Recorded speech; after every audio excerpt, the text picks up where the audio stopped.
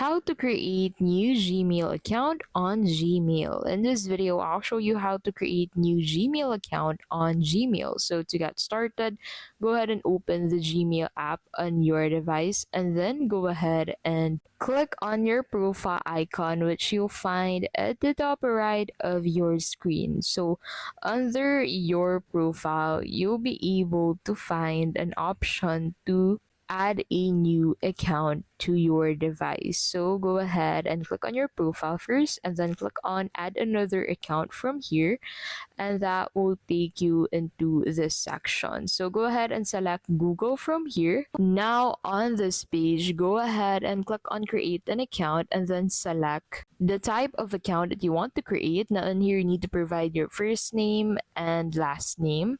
So after that, you need to click on the next button. So you can basically create a new Google account by clicking on that button. So in here, you need to provide your basic information such as your birthday and gender. And then after that, click on the next button to proceed with the next step. Now on the next step, you need to go ahead and create a username for your Google account. So once you have created a Google account, automatically you have a Gmail account.